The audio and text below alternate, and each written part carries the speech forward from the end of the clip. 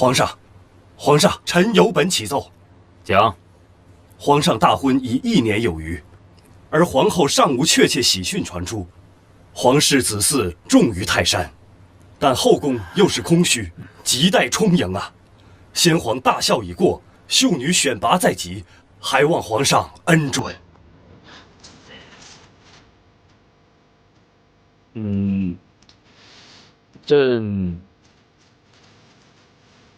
朕刚登基不久，国库尚不丰盈。这个选秀女一事，劳民伤财，还是暂时缓一缓吧。好了，朕乏了，无事就退朝吧。哎，皇上，退朝。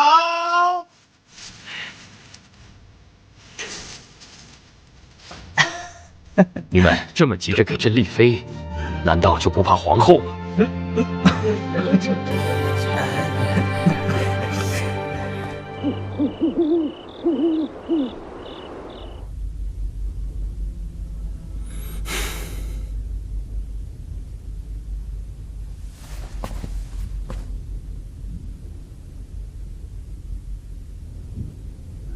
邱公公，你在看什么？这都什么时辰了？皇后呢？回皇上，皇后娘娘说她出去了，而且她还说让皇上今晚什么？说呀！娘娘说今晚让你睡书房。什么？书房？朕为何要睡书房啊？奴才也不知道啊。娘娘好像今天很不高兴的样子，要不奴才去把娘娘给找回来，您自己问问。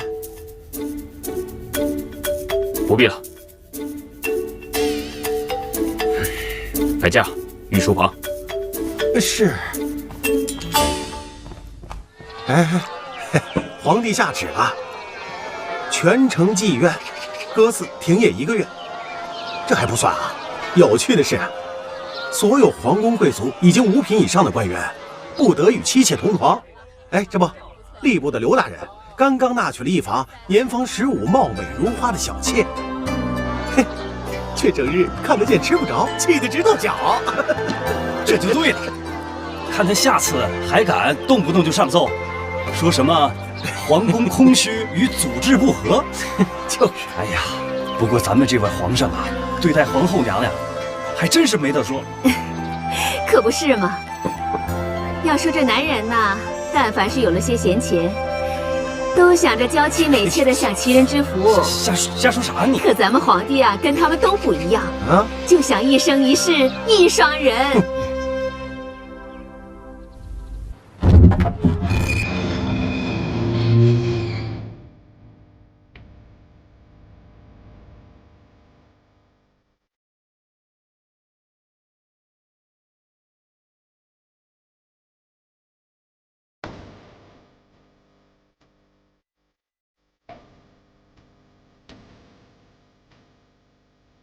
喂，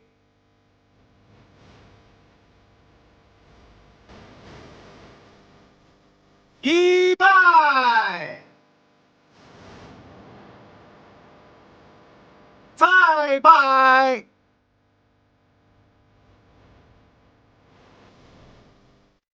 三拜。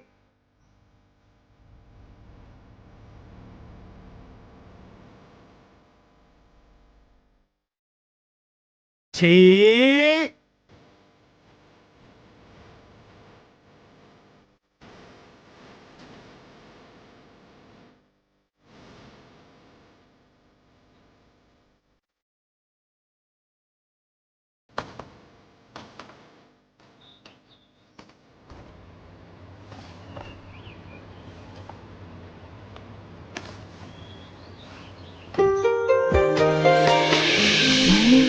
别旧深秋，窗前明月独坐。寂寞对谁诉说？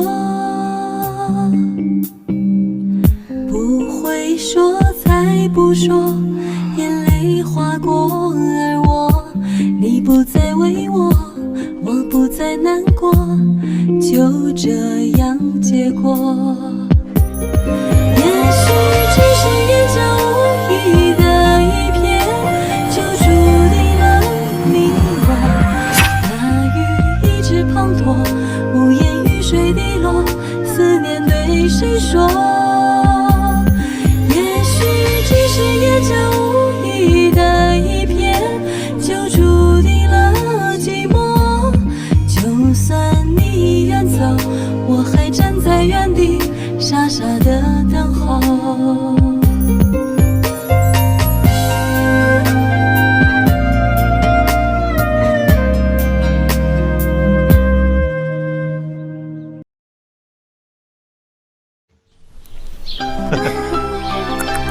来来来，哟，小可爱。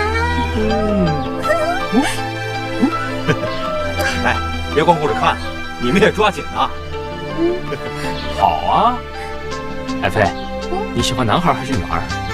啊？你好歹也是皇上，有点政治概念好不好？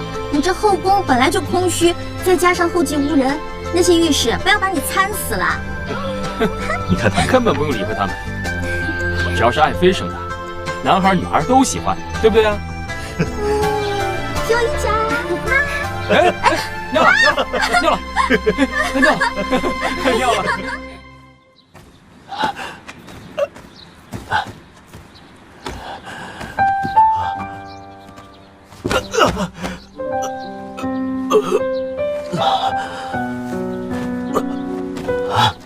看不透是你的目光，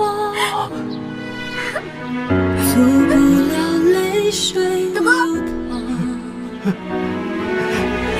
抓不了曾说的家乡。青柔，到最后散场。青柔，青柔，青柔，青柔，我答应你，我一定要复国，立你为妃。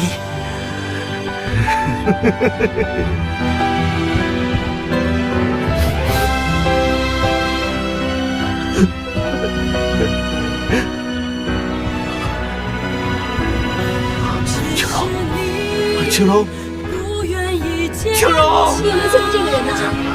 你没见过这个人，快点这个。你没见过这个人，你没见过这个男子，就怕是这个。简单的模样，好像很多。可惜你不愿意坚强。世间最美好的承诺，不是我爱你，而是我会一直爱着你。我的心还能坚持多久，我不知道，但是至少我现在还不愿放弃。皇兄说的可是讨伐明练宫一事？你都知道了。皇兄，臣弟觉得讨伐明练宫不用急在一时，我们当务之急先要稳住朝纲。现在动用大量兵力，会引起朝廷上下的不满。况且那明练宫威震武林，讨伐也不是一件容易的事。到那个时候，大量的死伤也是不可避免的。皇兄，还请三思啊！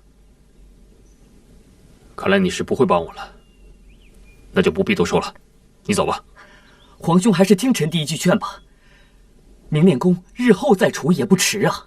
不可，这独孤元既有复国之心，朕就留不得他。臣弟以为，皇兄这么急着去讨伐明练宫，其实是为了秦柔，并非其他。朕没有。怎么没有？皇兄，你就是太有面子了。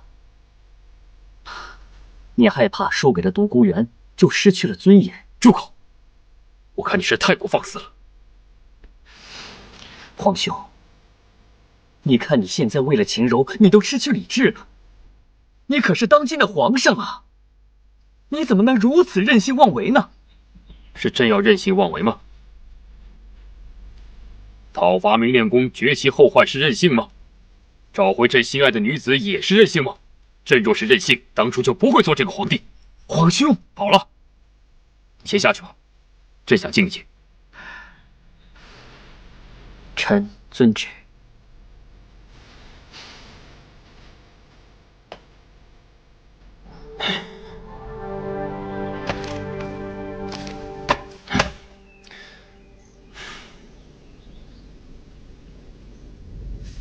一个丁老头欠我2鸡蛋，他说3天还，我说4天还，绕了一大圈。你来啦！你快看我画的画。你画的，这是你祖父吗？不是啦，这是丁老头。哎，你过来坐下，我来教你画，特别简单。丁老头。一个丁老头欠我2鸡蛋，我说3天还，他说4天还，绕了一大圈儿，买了3根韭菜，花了3毛3。简单粗暴吧？青柔，其实我想问你，这段时间以来我对你怎么样，你也很清楚。现在你的心里能容下我吗？独孤，你现在能不能不要问这个问题啊？如果回到最初我们刚认识的时候，你还会选择谢言齐吗？独孤，你今天怎么这么奇怪，净问一些不可能的事儿啊？世界上有钱也买不到的就是后悔药了。如果我能选择的话，我选择我从没来过这里。青柔，你今天为什么不戴镯子？我洗澡的时候把它摘下来了，怕坏了。镯子是不怕水的，你还是戴着吧，对身体有好处。好吧。那你先忙，我先走了。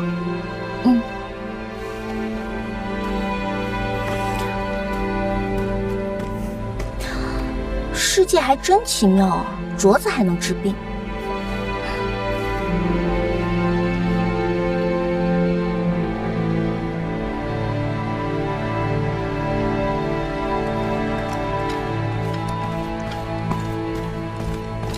尊上，什么事？宫里传来消息，皇帝已经派了官兵接近这里，可能近期就要攻打明炼宫。终于来了，吩咐下去，做好应战准备。是。对了，还有，不要声张，一定不要让青柔发现有任何的异样。是，属下这就去办。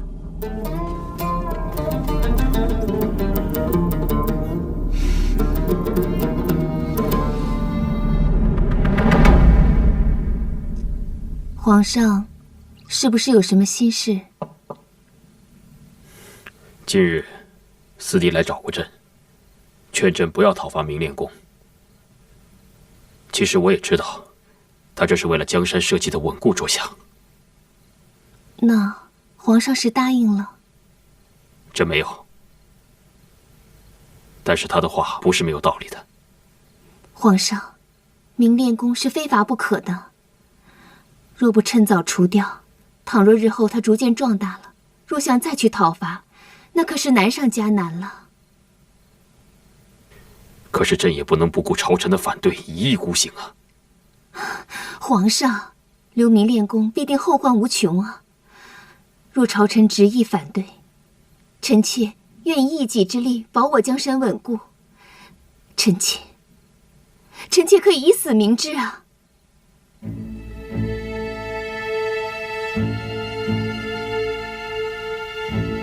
皇上为何这样看着臣妾？朕记得，你以前性子一向谦和，而且从不理会朝事。为何偏偏今日对讨伐明炼宫一事如此上心，态度如此坚决？皇上也说了，那是臣妾以前呀。臣妾毕竟遭逢过巨变，方知害人之心不可有的道理，但是防人之心也不可无啊。况且现在臣妾贵为皇后，理应为皇上分忧，为江山社稷尽忠。既然那明炼宫威胁到江山社稷和皇上的安危，臣妾就算是拼了性命，也愿为皇上除掉这个心腹大患。皇上，你应该知道，在臣妾的心中，你是最重要的。也罢，不过随口一问，你无需如此伤心。不过，于公于私，这明炼宫，朕都留他不得。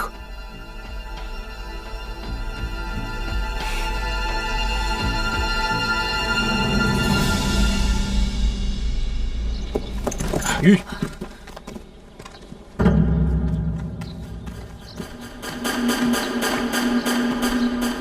独孤远，朕视你为知己多年，你就是这样对待朕的吗？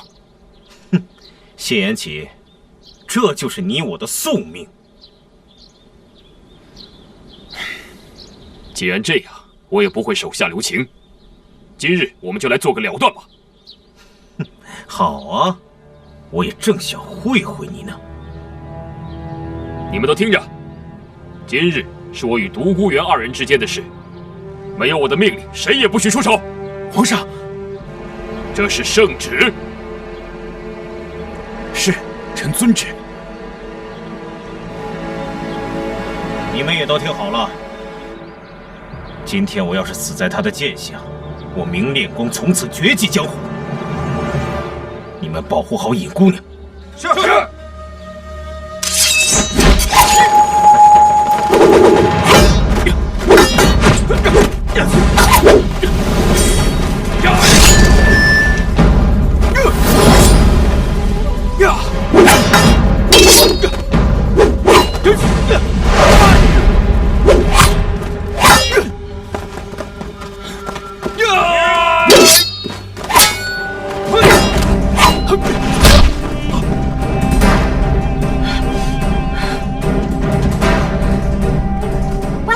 发生什么事了？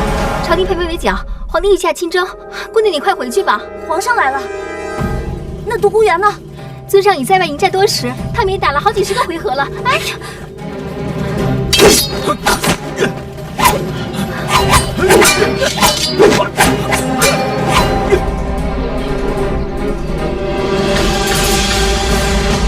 这个镯子是母亲传给当家媳妇儿的标志。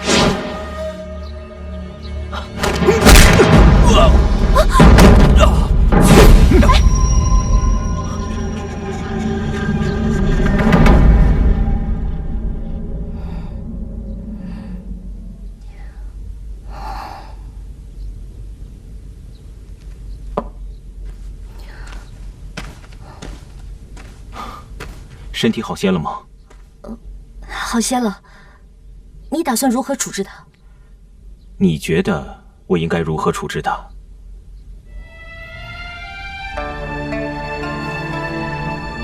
虽然我已经与他恩断义绝，此生不再往来，但是还请你放了他，因为他毕竟是当今圣上，而且他还是一位爱民的好皇上。倘若你杀了他，那就是冒天下之大不韪。就算有朝一日你当上了皇上，那天下的百姓也不会被你折服。到那时，你的江山还是坐不稳啊！你是在关心我吗？当然是。我知道，你是怕我跟他旧情复燃。你放心，你若放他走，我定会留在明炼宫，此生不再与他相见。此话当真？当真。我发誓，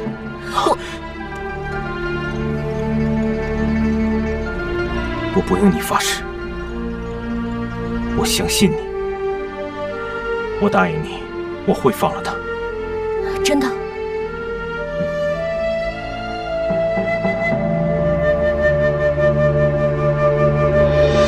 昨夜地龙翻身，众爱卿也都知道了吧？皇上，地龙翻身，导致多处房屋倒塌，大片灾民受伤。除此之外，受震动影响，周边许多山体都有滑石的危险，还需多派些人手做预防准备。另外，粮草、药物也都成了眼下紧要的物品。皇上，内城受灾的房屋人数，臣连夜带人做了统计，这数目实在大得惊人。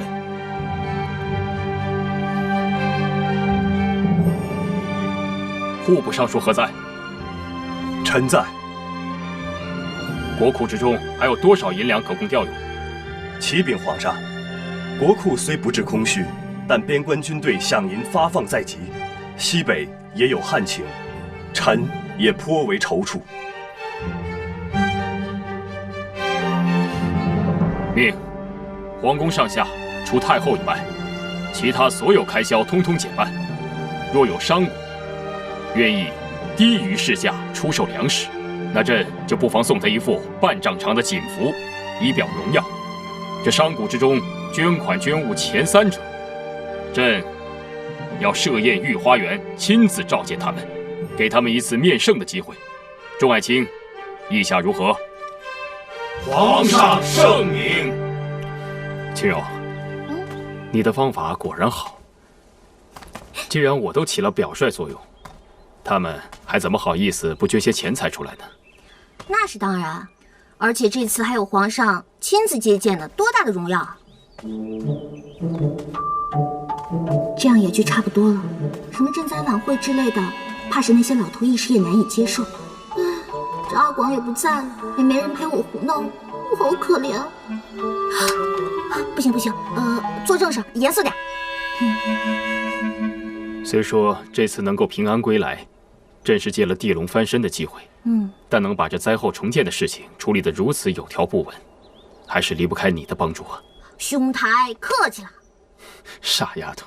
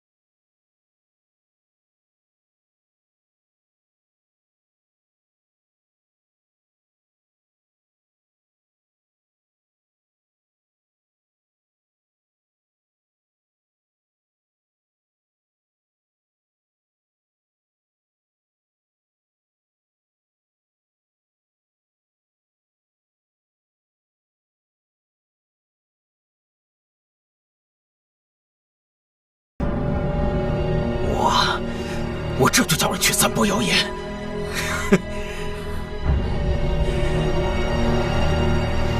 到时候物价上涨，我看他谢延琪该怎么办。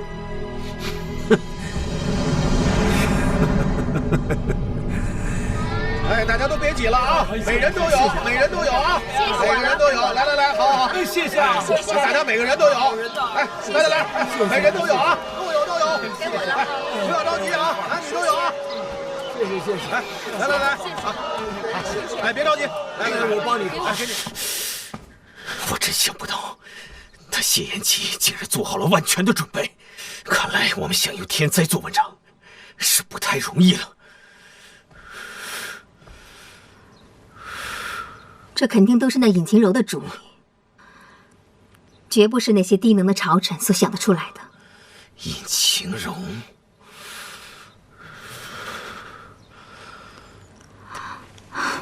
当下，虽然他们可以不在乎谣言，但他们总不能不在乎谢延琪的性命吧？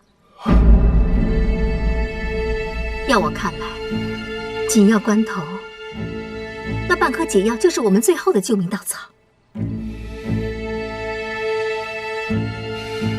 没错，容我再想想其他的办法。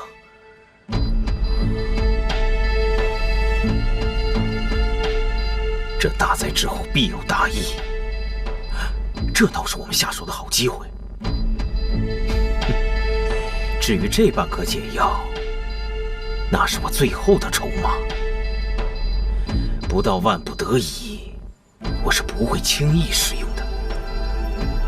那些延吉乃九五之尊，难道他就不能利用职权，调动天下名医，在1年内配出这解药吗？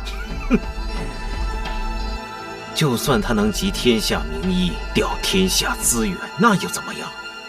恐怕他没这个时间了。这其中几味药，几十年一开花一结果。就算名医等得起，他谢延琪也等不起了。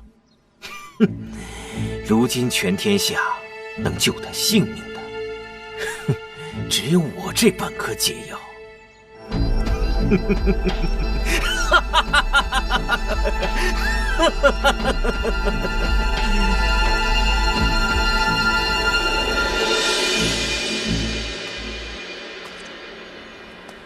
民女参见皇上。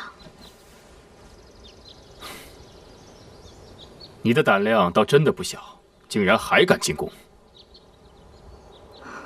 我来是想跟皇上谈一笔买卖。买卖？想必皇上也知道，你们所得到的不过是那半颗解药，而另外半颗在独孤远手中。自从地龙翻身以后，他独孤园的人力财力都已损失大半，如今也只相信我一个人，所以也只有我才能偷出那解药来。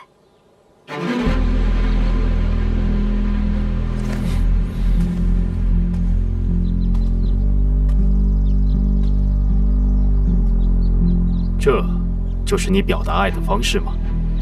真不知道是该为独孤园伤心，还是该为自己笑。既然这样，你不妨说说交换的条件是什么？就是那15座城池。区区15座城池，对于皇上的性命来说，只不过是9牛1毛。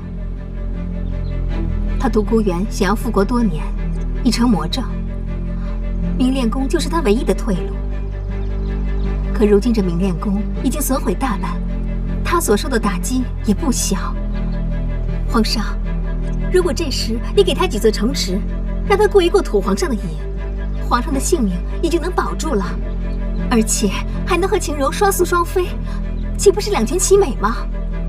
真是异想天开，这半壁江山竟变为15座城池了。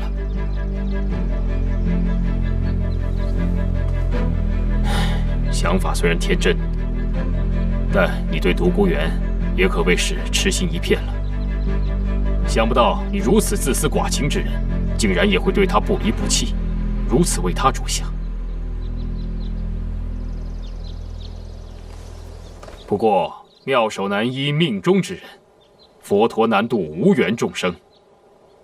朕若命不该绝，自会化险为夷；而你们若是真有缘，他迟早有一天会明白你的心意。所以你的这个要求，朕是不会答应的。你走吧。皇上，皇上难道连自己的性命也不顾了吗？朕的性命，朕自己会想办法。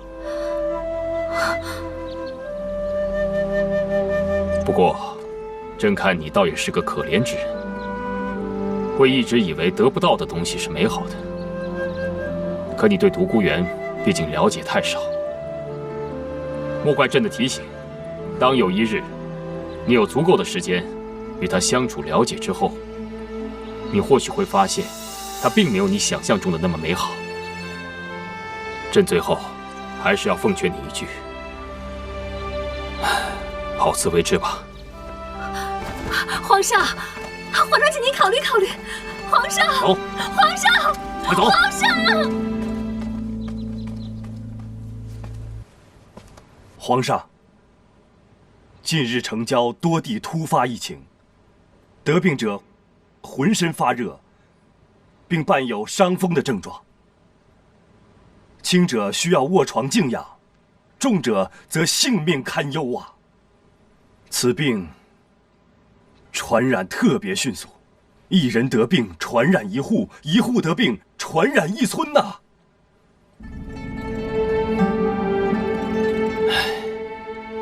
朕早已料到会如此。皇兄，老尚书言之有理啊，我们不如效仿前朝旧制，找一些空置的房舍来作为伏击院，将那些发热的病人安置到那里，交由太医院照顾。也只能如此了。你们速速去处理吧。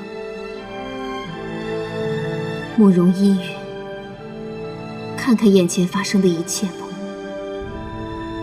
你还能做些什么呢？你什么也做不了，你只不过是攀附在颜齐身上的一朵花而已。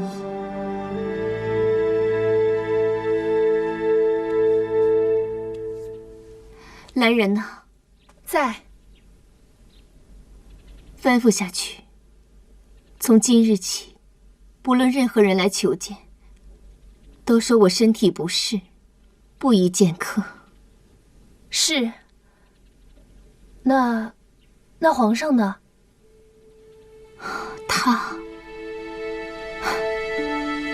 他应该是不会来了。就算是他，我也不见。是。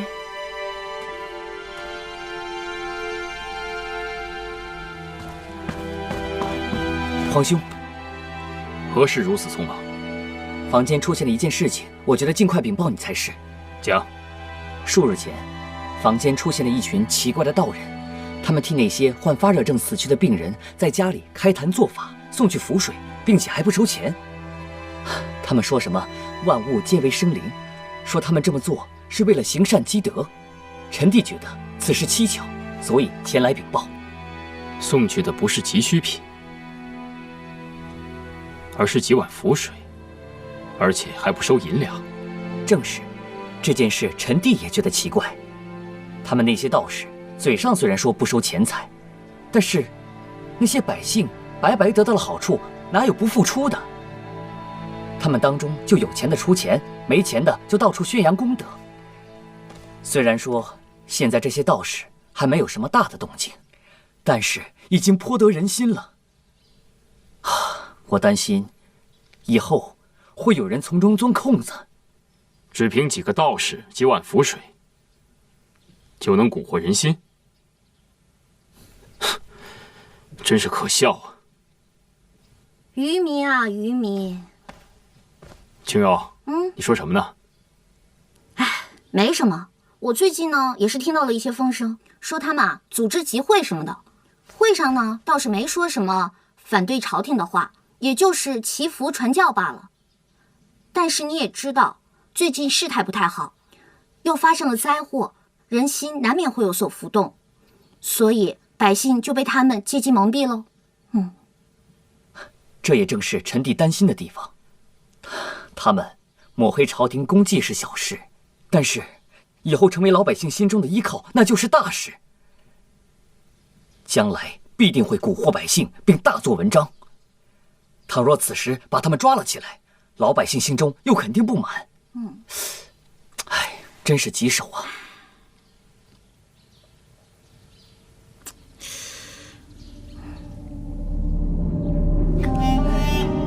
这些日子就辛苦诸位道长了。为国分忧，为民祈福，我们只是替天行道而已，何谈辛苦啊？道长大仁大义，在下很是佩服。这是在下的心意，还望道长收下，以后独孤就仰仗道长了。哎呀，独孤公子，您太客气了，那我就收下了。啊，这几日还望几位道长再辛苦一下。好说好说，那我就先告辞了。哎，告辞。慢走。谢延启，这次我看你还有什么对策？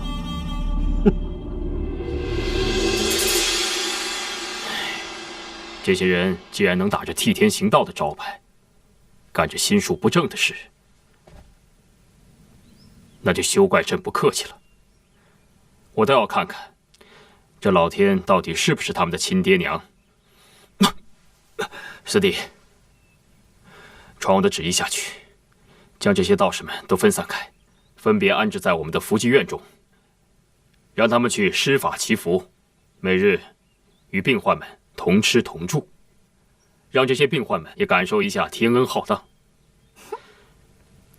至于这些药物，还是要照常送去的，正好可以让太医们都回来歇上一些。想必这些道士们也一定是照顾病人的好手吧？啊？这也太狠毒的些。要我说啊，早就应该让他们尝尝被传染的滋味了。谁让他们总欺骗那些善良的老百姓们？冰块脸，不得不说，你此计呢，虽然有些腹黑，但确实称得上是有勇有谋啊。而且啊，你只要用心，肯定会是一个好皇上的。今日一计，实在是够！那是当然。冰块脸，冰块脸，冰块脸，你别吓我！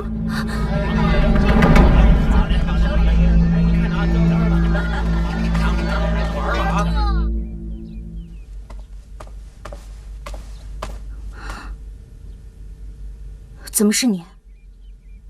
独孤园呢？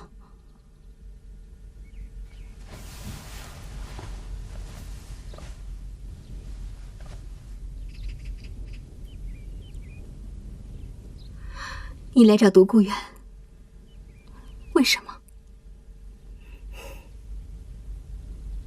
我本来不想跟你说什么的，可到了现在，我也不怕说给你听。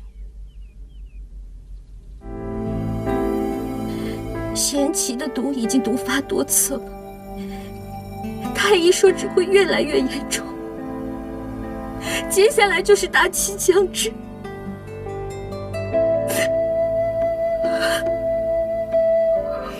我不能眼睁睁的看着他就这样死了，所以我要来找独孤园，就是用我自己来换那半颗解药。贤齐为我牺牲那么多，我不能就这么看着他死了。你凭什么就认为我会让你见独孤园？若是他见到你，那我又该怎么办？虽然以前我瞧不起你，但是我现在真的很羡慕你。这个世界上还有什么事情比你爱的人能回应你的喜欢更让人幸福的？在那个世界，我是赢家；在这个世界，我是彻头彻尾的输家。易清柔，最后还是你赢了。收手，我从来都没有这么想过。虽然我不喜欢你，包括到现在我都对你喜欢不起来，但是喜欢一个人没有错。你对不起很多人，但你对得起独孤园，对得起你自己的心。你也欺骗过很多人，但你从来没有欺骗过自己的内心。双双，经历了这么多，你依然对他不离不弃，你真的让我对你刮目相看。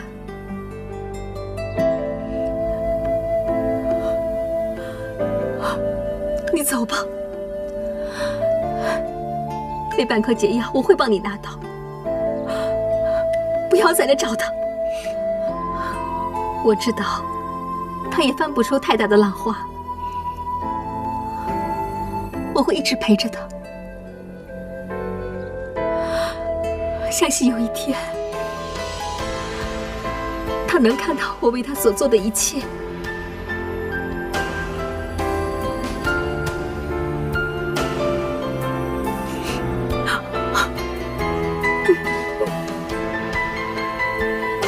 想不到有朝一日，他恐双双也会为了一个男人陷到尘埃里。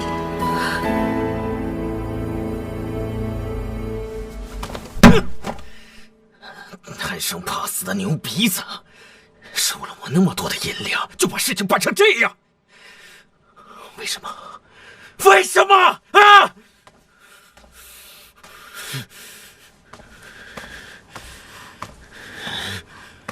我这里有一些首饰，放在我这儿也没什么用，你先拿去当了吧。毕竟处处都要花钱，你们出手也不能太过小气。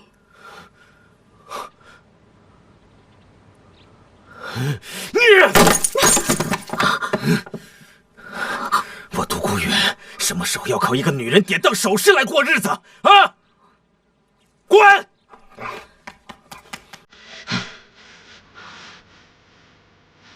独孤，你别灰心，这次不行，咱们还有下次。留得青山在，不怕没柴烧啊。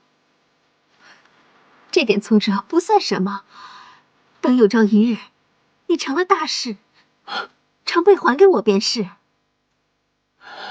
对，我要成大事，我要成大事，我要复国，我要复国。青柔，你一定要等着我，等着我，等着我，等着我。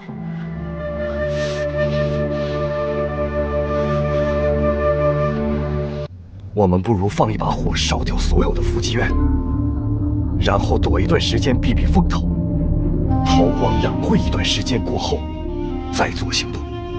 尊上以为如何？我也不是没有想过，但是公然放火反而会引起民愤，对我们以后行事更为不利。当然不能公然放火，但是尊上，你听说过天火吗？天火？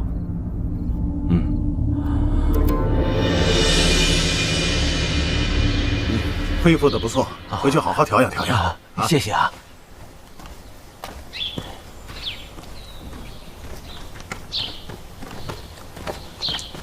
哦，四王爷，启禀王爷，现在疫情已经得到了控制，真是可喜可贺呀！大人辛苦辛苦，皇上已经下旨，待一切事情尘埃落定之后，必定会论功行赏，不亏待大人。最后还请大人善始善终啊！啊，放心。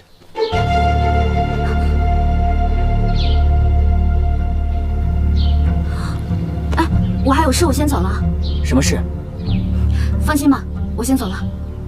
哎。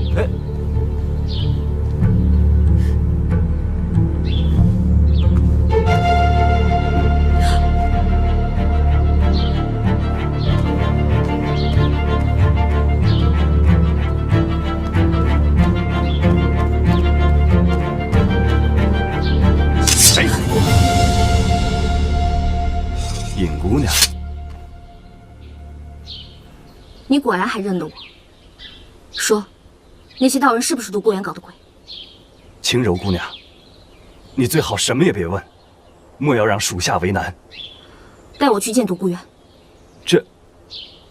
我要先请示尊上才行。独孤远，请尊上恕罪，属下该死，被尹姑娘跟踪都没有察觉。你下去吧。是。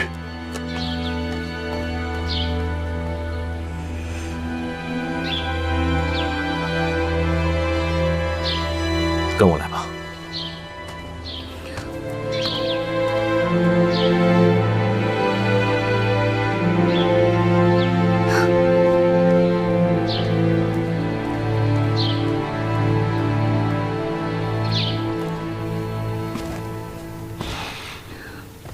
独孤，你不要再一意孤行了，你是不会成功的。再这样下去，只会害了更多的人。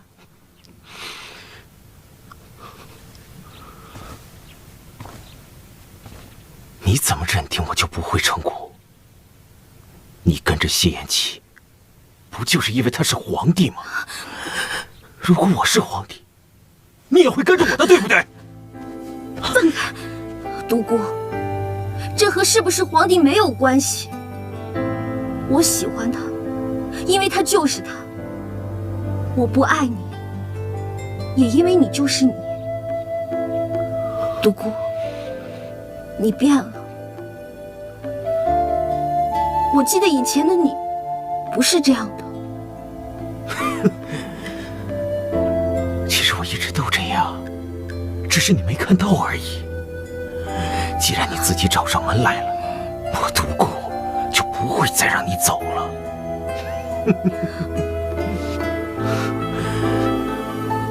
青柔，你留下来好吗？只要你留下来，我答应你把解药给谢安琪。独孤，就在前几天，我还想过要用我自己来换那半颗解药，但我现在想通了，我不会再找你要解药了。1年之内，若是天下名医找到解救之法，那自然是皆大欢喜；若是找不到，我就和他一起去死。反正我已经活了2辈子了，不亏。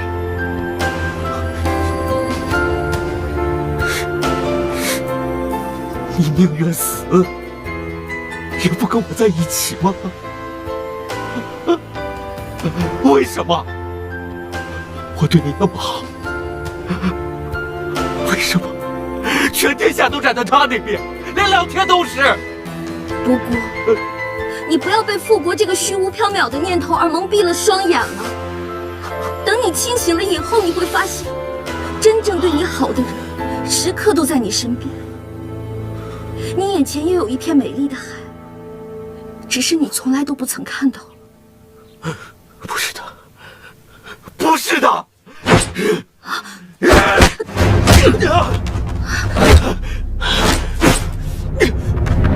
别追了，随他去吧。你们怎么过来了？还不是因为你乱跑，四王爷放心不下，我们就一起找来了。晴柔，你以后不能再这样了，你要走丢了，三哥非掐死我不可。好了，知道了。此地不宜久留，我们走。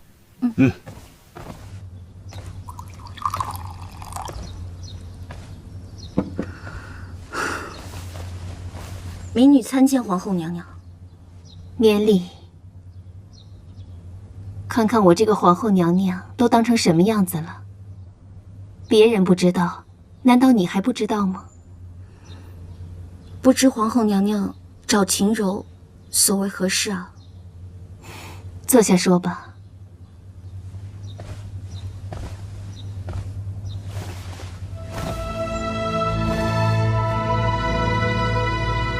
你不用担心，我再也不会影响到你和颜齐的感情了。这些天发生了很多事，我也看得很是清楚，也想明白了很多事情。其实，你比我更适合坐上皇后的这个位子。要说当初如果是我，也许我不会让她服下那半颗解药。我会想尽一切办法，用那半壁江山去换取另外的半颗解药。现在想想，我也真是天真。娘娘，其实当时我没想别的，我也是。我明白，从地龙翻身到救治瘟疫，再到如何对付那些邪恶的道士，你做的真的很好。可能没有人能比你做得更好了。延启需要你这样的妻子，江山需要你这样的皇后。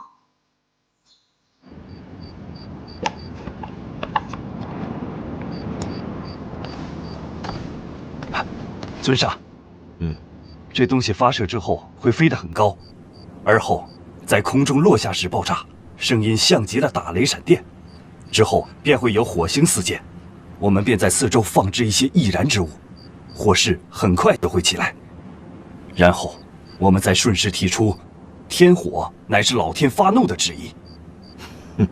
到时候谢延齐他自然就会被百姓们给推翻了。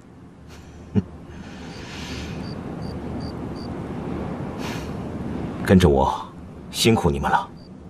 为尊上效忠，在所不辞。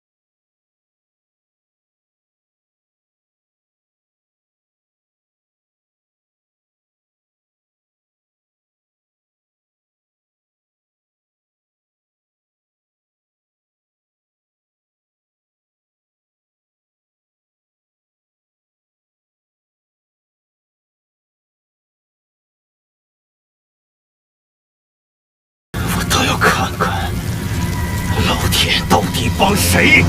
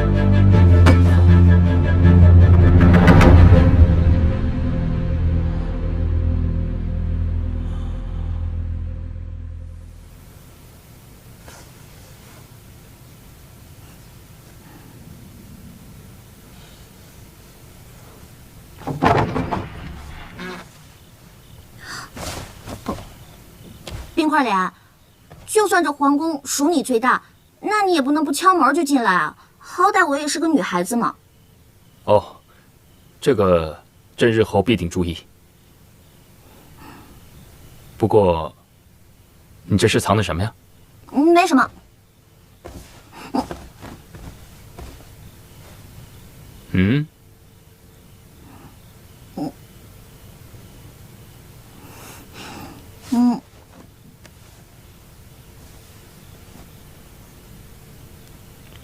这是鸳鸯。其实呢，我想绣的是天鹅，但宫里没有教绣天鹅的，我只能绣鸳鸯了。你们都说鸳鸯是象征爱情的鸟，其实才不是呢。一只鸳鸯死了，另一只鸳鸯就立刻去找下一只鸳鸯了。唉，只有天鹅才是一辈子只认准一个爱人的鸟呢。如此说来，青柔，我更愿意与你做一对鸳鸯。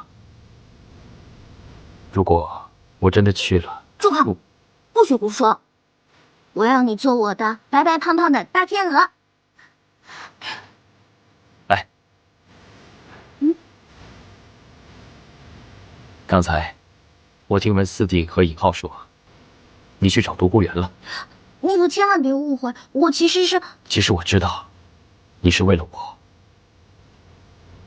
可是青柔，我就是怕见你为我铤而走险。每当我想到有可能独孤再次带走你的时候，我的心中就莫名的恐慌。你可明白？我知道了，以后不会了。算了，我也不去再想那半颗解药了。这一年有一年的活法，就算我只剩下1年，我们也要开开心心。我想过了，能来这世上走一遭，甚是不易。既然来了，就要开开心心的，就算离开，也不要带着一身的怨气。你能这么想，那真的太好了。放心，我们一定会找到办法的。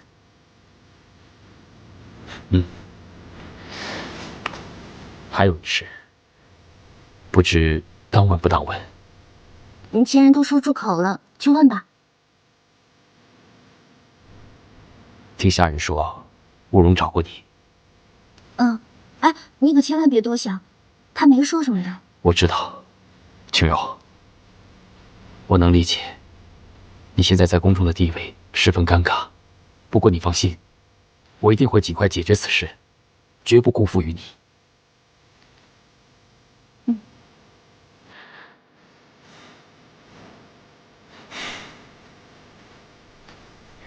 启禀皇上，皇后娘娘求见。知道了，青柔，我这就去与她好好谈谈。哎，别，我先出去走走吧。不必。哎呀，你太不了解女人了，有我在，她很多话不方便跟你说的。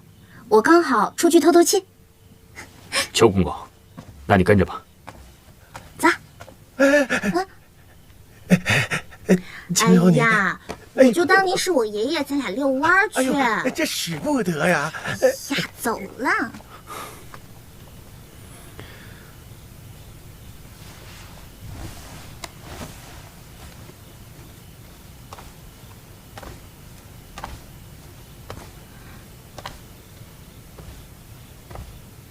依允参见皇上。不必了，依允，坐吧。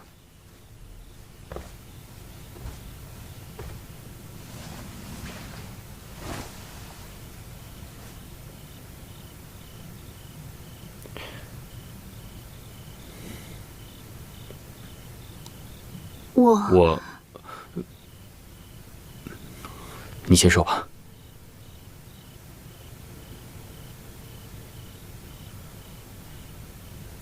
言七，允许我最后一次这样叫你。这些天，我想了很多，也想得很是清楚。我决定出家，求得一片清净。依允，你先别急着劝我，听我把话说完。其实你我心里都明白，你爱的是尹姑娘，而她也比我更适合皇后这个位子。我感谢上苍，让我在最美丽的时候遇见了你，这是我的幸福。可是你我终究无缘相伴走过这一生。虽然我有过遗憾，有过怨恨，但这一切都过去了。这些天，我想起过我那5年遭遇的一切，也想起过再次回到你身边的点点滴滴。可是，现在我才知道，这世间最遥远的距离，不是爱，也不是恨，是曾经最熟悉的人，渐渐变得陌生。看来你已经想好了。是，慕容家早已经灰飞烟灭了，虽称不上是罪有应得，但也是家人贪图富贵所致。而我，在做了这么多的错事之后，青灯古佛相伴，才是最好的归宿。前些天我去看过太后了，她老人家也愿意不计前嫌，也都放下了，所以依月也不愿再去怪罪于她。过几日，我便会搬到般若寺，和太后一起为天下百姓祈福诵经，从此不会再踏入这红尘浮世。我此次前来，亦是和你做最后的道别。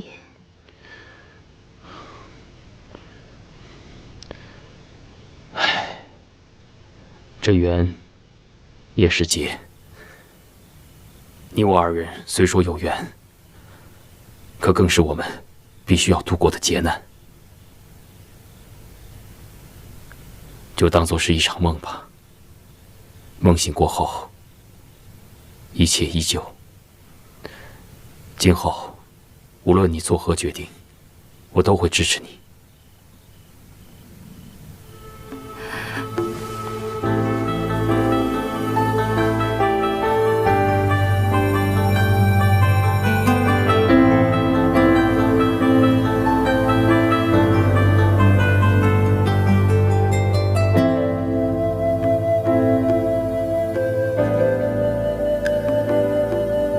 踏出这道门，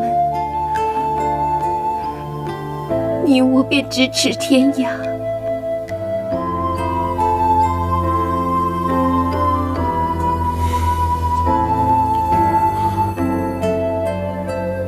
依云，照顾好自己。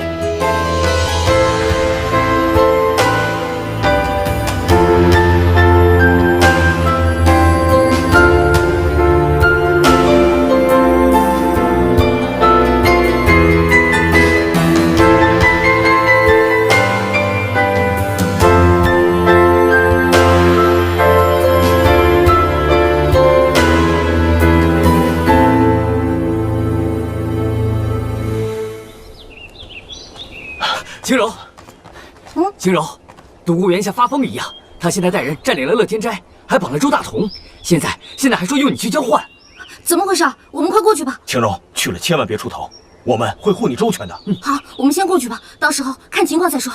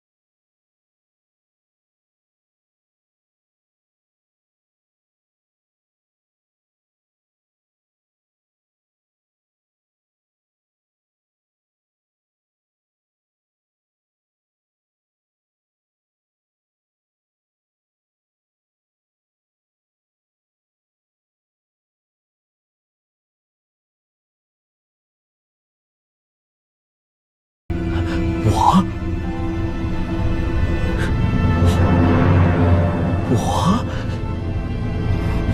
啊，对，是我，是我，是我。贝子，不要和他说了，他已经疯了。上！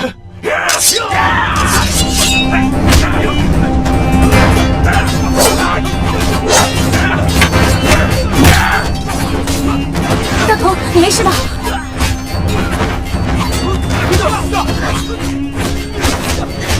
我要让你尝尝我的新式武器。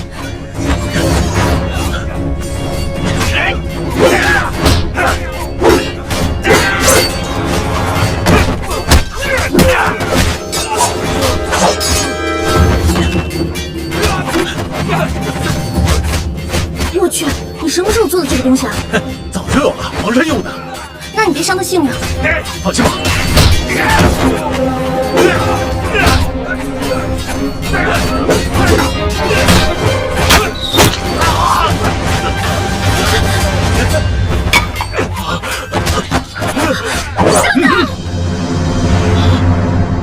东姑，